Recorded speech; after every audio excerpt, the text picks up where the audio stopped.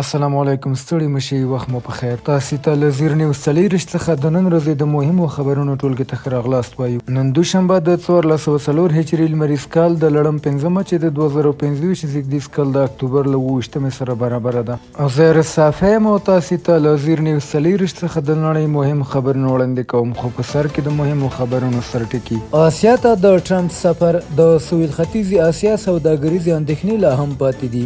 مسکو اعلان کړی چې د بروستنیک په نوم یې نوی اټومي کروز توغندی په بریالیتوب ازمویلی دی او هند او چین تر 4 کلونو وروسته هوایي الوتنې بیرته پیل کړي. اوس هم پام وکړئ پوره خبرونو ته. د ټرمپ اسیایي سفر، د سویل ختیځې اسیا سوداګریزې اندېښنې لا هم پاتې دي. د امریکا ولسمشر ډونالډ ټرمپ د سویل ختیځې اسیا د هیوادونو د ټولنې آسیان له غونډې وروسته له سیمې ستون شو، خو لا هم دا پوښتنه پر ځای ده چې د هغه بدلیدونکې سوداګریزې تګلارې به د سیمې پر اقتصاد څه اغیز وکړي. ټرمپ په مالیزیا کې د تایلنډ او کمبودیا ترمنځ د اوربند د تړون د لاسلیک څارنه وکړه او د آسیان له مشرانو سره د تعرفو او متقابلو سوداګریزو اړیکو په اړه خبرې وکړې. امریکا له مالیزیا او کمبودیا سره د سوداګرۍ رسمي تړونونه او له تایلنډ او ویتنام سره د راتلونکو تړونونو چوکاټي موافقې لاسلیک کړي دي. د دغه تړونونو له مخې 4 وړه هیوادونه د 19 او 20 سلنه تعرفو منلو ته چمتو شوي، خو د امریکا په ګټه یې ګڼ امتیازات ورکړي دي. مالیزیا ته اجازه ورکړل شوې چې د پام تیلو، ربړ او کاکاو پر صادراتو تعرفه 0 ته راښکته کړي او په بدل کې به د امریکا کرنیز توکي او الوتکې واردوي. شنونکي وایي دا تړون د مالیزیا لپاره د سوداګریز ثبات او اطمینان احساس رامنځته کوي او ښایي نورو آسیایي هیوادونو ته د نمونې په توګه وکارېږي. سره له دې چې د دغه تړونونو قانوني وضعیت لا هم روښانه نه دی، ځکه دا د دودیزو آزادو سوداګریزو موافقو په څیر رسمي بنسټ نه لري، بلکې د ټرمپ د فشار او تعرفو د ګواښونو له لارې عملي کیږي.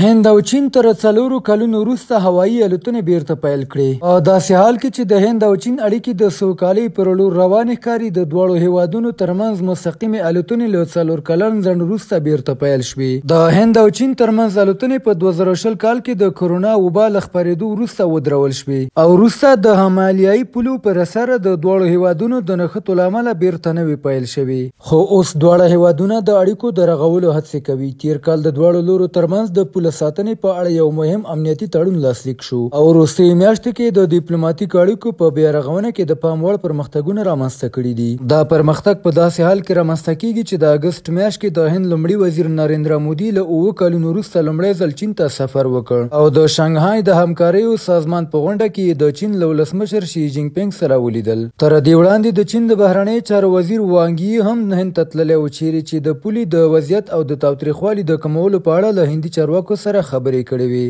مسکو اعلان کړی چې د بروستنیک په نوم یې نوی اټومي کروز توغندی په بریالیتوب سره ازمویلی دی.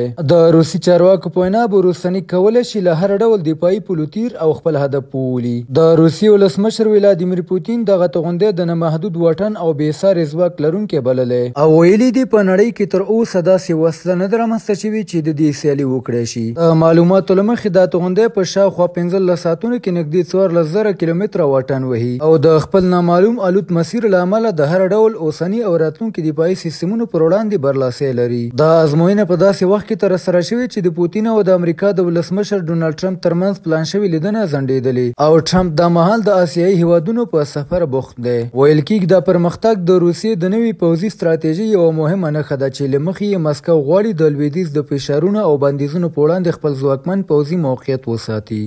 پر روسیې د اوکراین ډرون بریدونو کې د 2 هوایي ډګرونو الوتنې وځنډېدې. د روسیې د هوایي چلند فدرالي ادارې اعلان کړی چې د اوکراین د تازه ډرون بریدونو له امله د مسکو د دومو دوفو او جوکوفوسکي هوایي ډګرونه لنډمهاله تړلي دي. دغه ادارې ویلي دا پریکړه د مسافرو او تاسیساتو د خوندیتوب په موخه شوې ده. د رویټرز د راپور له مخې د بریدونو پر مهال د روسیې هوایي دفاعي سیستمونه فعال شوي او د اوکراین شاوخوا 28 بې پیلوټه الوتکې یې نسکوري کړي دي. اوکراین دا بریدونه وروسته له هغې ترسره کړي چې څو ورځې وړاندې روسیې پر اوکراین د ډرون او توغندیو له لارې بریدونه کړي وو چې له امله یې لږ تر لږه 40 کسان وژل او ټپیان شوي وو. ورته مهال بیا د امریکا ولسمشر ډونالډ ټرمپ ویلي چې د اوکراین جګړې د پای ته رسولو لپاره هڅې کوي او د دې موخې لپاره یې د روسیې او اوکراین له مشرانو سره بېلابېلې ناستې کړي دي.